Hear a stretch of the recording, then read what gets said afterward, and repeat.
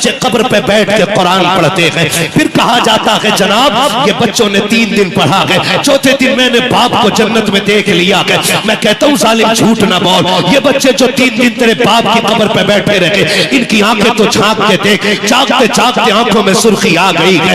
इनको तूने झपकी नहीं लगने दी, 3 दिन कुरान पढ़ के क्या उठे हैं, तूने 500 रुपए और एक जोड़ा दे करके 3 दिन की तिलावत का बदला दे दिया है। तुझे क्या लगता है इस तरह तेरा बाप बख्श दिया जाएगा? सुन, तूने कुरान वालों की नींद पे सितम किया है, इनकी आंखों पे जुल्म किया है। तुझे क्या लगता है इस तरह के रज्जकों से तेरे बाप की मग़फ़िरत हो जाएगी? तो गलत सोचता है तू। खुदा की कसम खा के कहता हूँ, अगर बाप को बख्शवाना है, कुरान वालों को 3 दिन बैठा करके तकलीफ में न डाल। स्कूल पढ़ लिया, हाई स्कूल कर लिया, इंटर कर लिया, मैं उसको पढ़ा लिखा नहीं मानता।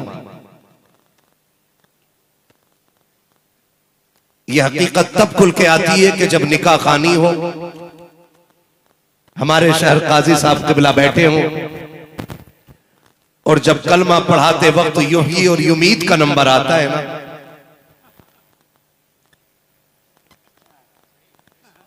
तो बड़े अच्छे अच्छे हुई कर जाते हैं।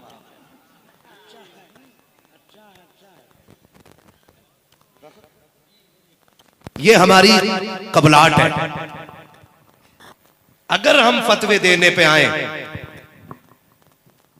तो जिसे कपड़े पाक करने का तरीका नहीं आता, वो भी चौक में खड़े होकर के मौलवी को तबलीग करता है। ये मेरे साथ हुआ है हज़रत। नमाज पढ़ने के लिए दूल्हा आया, उसने मुझसे पूछा जी नमाज कैसे पढ़नी है? नाम नहीं बताऊंगा, गांव वाले लोग नाराज हो जाते हैं कि हमारी पोल खोल दी। अगर मिलना हो तो कभी डायरेक्ट मिलवा दूंगा। कहने लगा नमाज कैसे पढ़नी है जी? मैंने कहा 2 रकात पढ़ शुक्राने की। का नियत बता दो। मैंने उसे नियत बताई। अब नियत बांध के मुझसे कह रहा अब क्या पढ़ूं?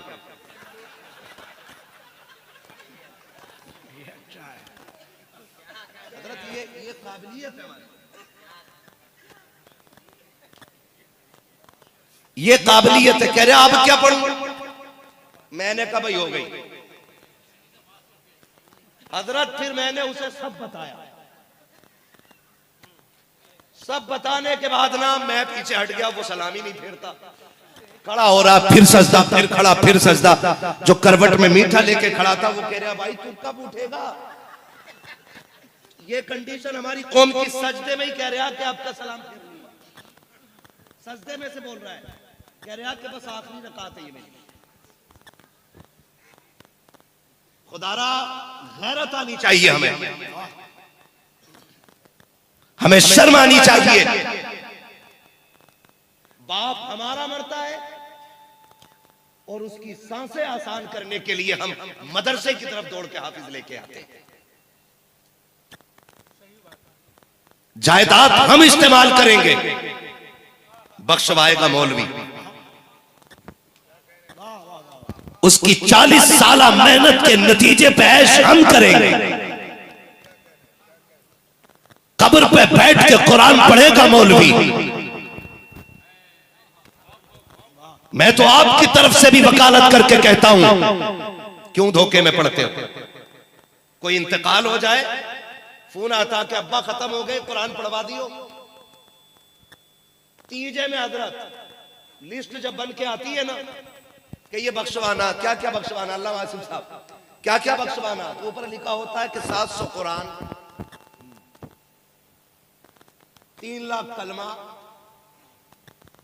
70,000 दुरूद ताज। मैं सोचता हूं ये पढ़ने के लिए फरिश्ते उतरे थे 3 दिन में।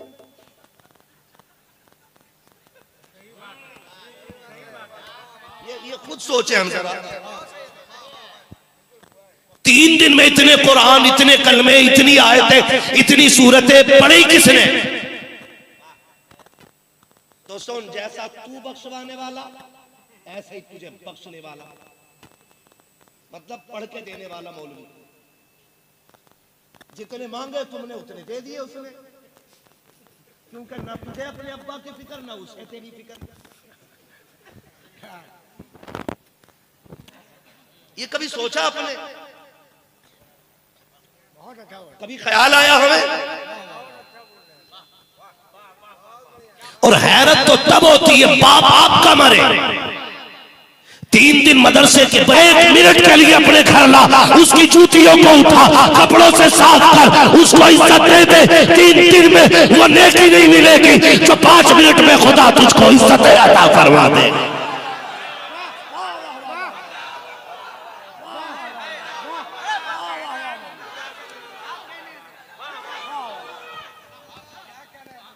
मेहरबानी करो, कब तक ये करते रहोगे?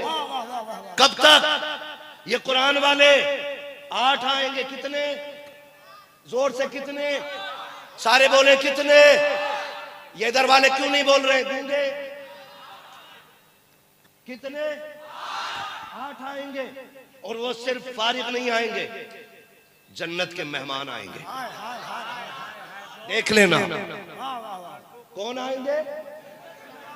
जन्नत के मेहमान आएंगे। मैं सलाम करता हूं उन बापों को जिन्होंने बच्चों की जगह मजदूरी करके अपने बेटों को कुरान के नाम किया है, जिन्होंने अपने बच्चे कुरान के लिए दे दिए। ऐसे ही कोई हाफिज नहीं बन जाता है। पूछो इन उलमा से, इनके बाल सफेद हो गए कुरान पढ़ते पढ़ते और कुरान पढ़ाते पढ़ाते।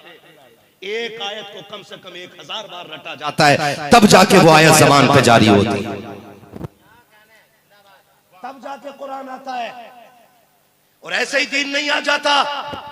कितनी आसानी से कहते हैं हाफिज जी, मुल्ला जी, कोई ज़कात खाने वाला कह रहा है, कोई खैरात खाने वाला कह रहा है, कोई चंदे वाला कह रहा है। मैं कहता हूं जबान को लगाम दे, कहीं तेरे ईमान का जनाजा ना निकल जाए और कब्र में तुझे 400 कलमे नहीं 4 लाख कलमे भी कम पड़ जाए, 70 अज़ानें भी तेरी कब्र की तुझे बख्शवाने के लिए कम पड़ जाए, जिन्हें तू सलील कर रखा है, जिन्हें तू हकीर समझ रखा है। अल्लाह की इज्जत की कसम खा के कहता हूं, इन्हें लावारिस ना समझना, इन्हें यतीम ना समझना। ये वो है जिनका काबे वाला भी वारिस है और खुद मदीने वाला मुस्तफा भी वारिस है।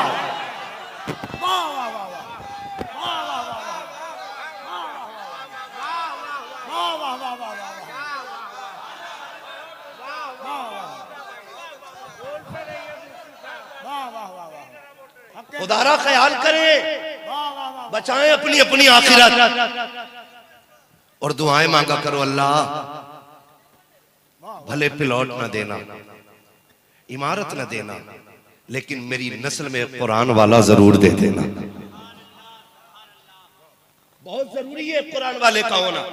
हजरत जी, मैं डंके की चोट पे कहता हूं, कामयाब वो नहीं जिसने पीछे फैक्ट्री छोड़ी है, कामयाब वो नहीं जिसने पीछे मील छोड़े, कामयाब वो नहीं जिसने इमारतें छोड़ी हैं, कामयाब वो है जिसने अपने पीछे कुरान पढ़ने वाला छोड़ा है। मरना कितने लोगों को हाथ उठा के बता दें जरा। जिसके हाथ ना उठे वो अल्लाह उसे मलकुल मौत की शक्ल दिखा दे। शक्ल मांगी है यार, ये नहीं कहा कि मलकुल मौत से काम करा दे।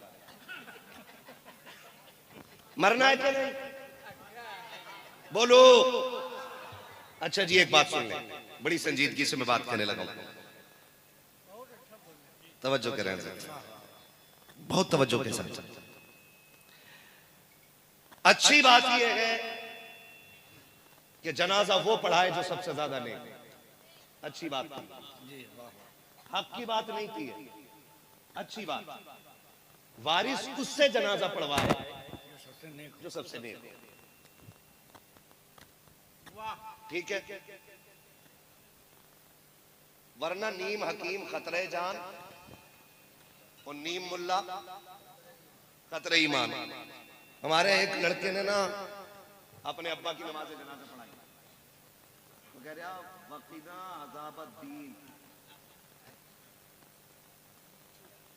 अब बताइए, उलमा से पूछे, इसका कितना गलत मफहूम निकल जाता है।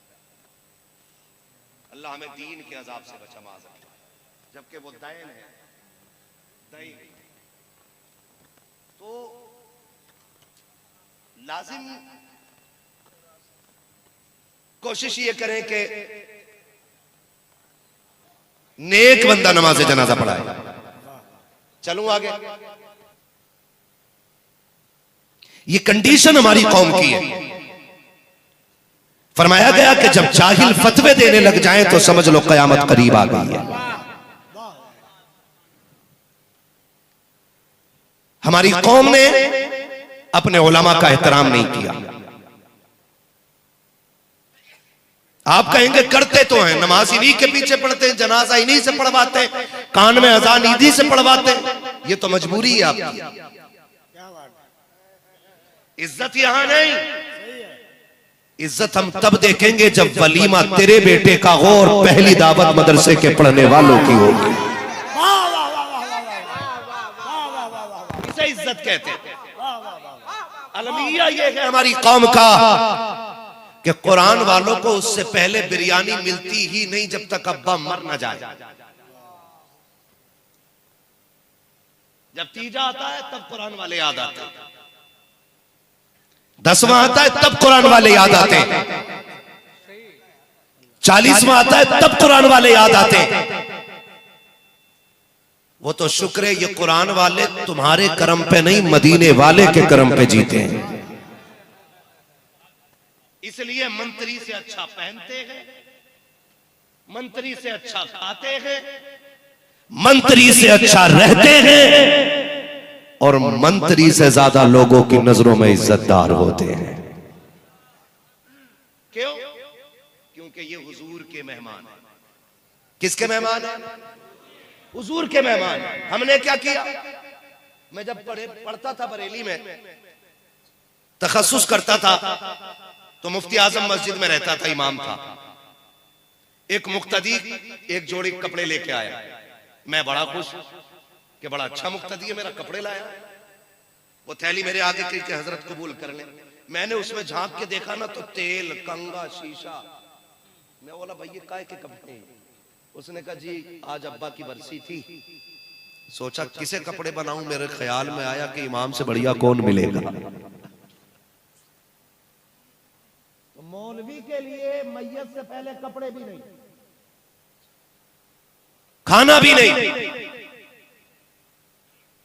और जलील करते हैं अलग से। कैसे हजरत?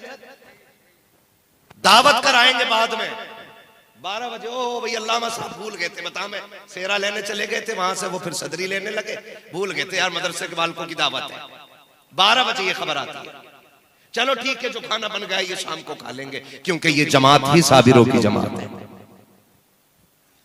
खाना रुकवा दिया गया, बच्चे बैठे इंतजार में। दुनिया खा गई, कुत्ते हड्डियां खा गए, लेकिन कुरान वालों को पूछने वाला कोई नहीं। फिर मदरसे की तरफ से खबर जाती है, दावत की थी जनाब, कोई खाना शुरू है कि नहीं? ओहो भूल गए थे, भेजो बच्चों को। भूल गए थे, मगर खाना शुरू होने से पहले इमाम याद आता कि फाता पढ़ दो, नियाज दे। फिर कुत्तों की तरह खड़ा करके खाना खिलाते हो, खाना कम पड़ जाए तो फिर मरते हो। कह रहे फातिहा सही ना पढ़ी, ये बरकत ना हुई, दिल से ना पढ़ी इमाम साहब, पता नहीं बगैर वुजू के पढ़ गए क्या। आप क्या समझते हो? और अगर ये बाद में जाए भी, चले भी जाए इत्तेफाक से, जब बच्चे मदरसे के पहुंच जाते हैं, उनका घर वालों का बेटा कहता है अब्बा बच्चे आ गए मदरसे के, कहता ठीक है उधर कोने में बैठा के खाना खिला दो। मैं पूछना चाहता हूँ ये जो कुर्सियां लगी है ये किसके लिए है? ये जो टेबल लगा है ये किसके लिए है? ये जो गमले सजे हैं ये किसके लिए है? तो जवाब आता है इस पे VIP लोग खाएंगे बैठ करके। तुझे क्या लगता है कि ये VIP नहीं है? का ये कुरान वाले बच्चे एक कोने में चादर बिछा के खिला दिया जाता है, पट्टा बिछा के खिला दिया जाता है, तरी डाल के खिला दिया जाता है, तिरपाल डाल के खिला दिया जाता है। तू बता VIP कौन होता है? का जनाब खड़े हो जाइए, पता चल जाएगा VIP कौन है। हमने देखा गाड़ी आकर के रुकी, उसमें 18,000 के जूते पहनने वाला, 22,000 के कोट में लिपट करके, 12,000 का चश्मा लगा करके, 3,000 के कैप में जब आगे बढ़ करके आया, उसको उस टेबल पे बैठाया गया जिसपे गमले भी लगे थे, जिसको सजाया वीआईपी गया था, जिसे वीआईपी की जगह बताया गया था, मैंने कलाई पकड़ के कहा सालिम तुझे क्या लगता है कि ये वीआईपी है? का देखते नहीं हो, जूते भी कीमती है, लिबास भी कीमती है, चश्मा भी कीमती है। मैंने कहा जा, कीमती वो होते हैं जो महंगी चीजें खरीदे फिर वो वीआईपी बन जाते हैं। कहा हाँ। मैंने कहा सुन, मैं उनकी मानूंगा जिनकी कायनात मानती है। कहा किसकी? मैंने कहा सुन, ये मयार तूने बनाया है, ये डिग्री तूने दी है। चल के हुजूर से पूछते हैं कि वीआईपी कौन होता है? क्या चश्मे वाला वीआईपी है, जूते वाला वीआईपी है, या कोट वाला वीआईपी है? जब हमने आका से कहा आका आप बताइए वीआईपी कौन है, तो मदीने से आवाज आती है खैरुकुम मन तअल्लमल कुरान वअल्लमहु। वीआईपी वो होता है जो कुरान पढ़ा करता है, कुरान पढ़ाया करता है। नारे तकबीर, नारे रिसालत, अज़मते कुरान, जामिया रज़विया, जलसे दस्तारबंदी। ओ भाई, ये कुरान वाले लावारिस नहीं है, ये वो है जिनका मुस्तफा भी वारिस है और खुद खुदा भी वारिस है। खुद खुदा भी वारिस है। मैयतों की रोटी खिलाने वालों, कभी अपने आगे का खाना खिला के दे तो, हाय हाय हाय हाय, वाह वाह वाह। कभी अपने आगे की प्लेट में बिठा के खिला। कसम खा के कहता हूं पूरी जिंदगी न किसी डोरी की जरूरत पड़ेगी बरकत के लिए, न किसी की तावीज की जरूरत पड़ेगी। उंगलियां इनकी दाखिल होंगी, करम मदीने वाले का आना शुरू हो जाएगा। दिल के फकोले जल उठे सीने के दाग से, इस घर को आग लग गई घर के चिराग से। गलती देखे हमारी, दावत करते ही नहीं और कर भी दें तो डिस्पोजल, यूज एंड थ्रो, खाओ और फेंको। ये इज्जत है कुरान वालों की। कितने लोग चाहते हैं घर में बरकत हो? हाथ उठा के बता देना। सलामत रहे, सारे ही चाहते हैं। अल्लाह सबको बगदाद वाले के दर की खैरात अता फरमा दे। ठीक है जी। जब भी तुम्हारे घर कुरान वाला, पढ़ने वाला या पढ़ाने वाला जाए तो तेरे घर का जो सबसे कीमती बर्तन हो वो उसके आगे लाके रखना, और चम्मच न देना। कहना तुझे अपनी मुबारक उंगलियों से खाना है।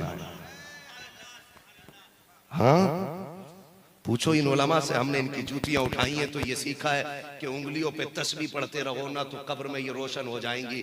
उन उंगलियों के बारे में क्या ख्याल है जो सुबह को भी कुरान छूती हैं, रात को भी कुरान छूती हैं, दिन भर कुरान को लगी रहती है। खुदा की कसम, जब वो उंगलियां बर्तन में आ जाती है तो बरकत आसमानों से नाजिल होना शुरू हो जाती है। खिलाया करो इन्हें, कभी खिलाया करो, कभी बुलाओ इन्हें। दीन ऐसे नहीं आता है, दीन ऐसे नहीं आता। अल्लाह इस इदारे को सलामत रखे, और मैं तो कहता हूं अल्लाह मदरसों को सलामत रखे, मदरसों को सलामत रखे। आप कीमती से कीमती स्कूल में बच्चा लेके जाएंगे, आपका बच्चा तब लिया जाएगा जब आप उनकी मुंह मांगी फीस दे दें। आपके बच्चे का जूता सलामत ना हो, स्कूल वाले वापस कर देते हैं।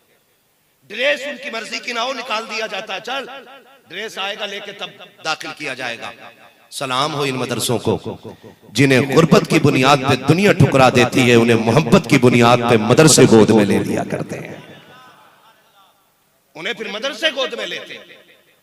और मैं कुरान वालों से भी कहूंगा, जब कभी लुक़्मे खा के उठो तो उनके लिए हाथ जरूर उठाया करो जिन्होंने अपनी कमाई का पैसा तुम्हारे दस्तरखान तक पहुंचाया है। मैं कुरान वालों से कहना चाहता हूं, उनके लिए भी हाथ उठाया करो जिन्होंने अपनी कमाई तुम्हारे दस्तरखान तक पहुंचाई है। तुम्हारा कुछ नहीं जाता, तुम्हें इतना कहना है मालिक जिसने हमें खिलाया है तो उसकी नस्लों को खिलाना। तुम्हारे ये दो जुमले किसी के घर में बरकतों की बारिशें करा सकते हैं, बरकतों की बारिशें करा सकते हैं। और अल्लामा आसिफ साहब और ये हमारे जुमला उलमा, ये जितने भी दीन की खिदमत कर रहे हैं, हजरत खुद हजरत आज तक दीन की बड़ी खिदमत कर रहे हैं। मैं तो सलाम करता हूं इनके हौसलों को। जिन घर में 8 मेंबर होते हैं, 8 मेंबर को पालने के लिए कम से कम घर के 4 मेंबरों की कमाई करना जरूरी है। कितने? 8 लोग घर में हो तो 4 लोगों का कमाने लायक होना जरूरी है, तब जाके घर वाले खुशहाली से खाते हैं। और अगर शहर दिल्ली या लखनऊ जैसा हो तो 8 के 8 को कमाना पड़ता है, तब घर चलता है। सलाम करो इन मदरसे वालों को जिनके परिवार में 8 नहीं 800 भी हो सकते हैं, 500 भी हो सकते हैं, 300 भी हो सकते हैं, लेकिन खुदा की कसम ये 800 को एक टाइम नहीं 3 टाइम खिलाया पिलाया करते हैं। कितने टाइम? जोर से 3 टाइम खिलाते पिलाते हैं। कभी टेंशन? अब आप खुद बताओ कि हमारे घर के 8 मेंबर 4 लोगों से नहीं पलते।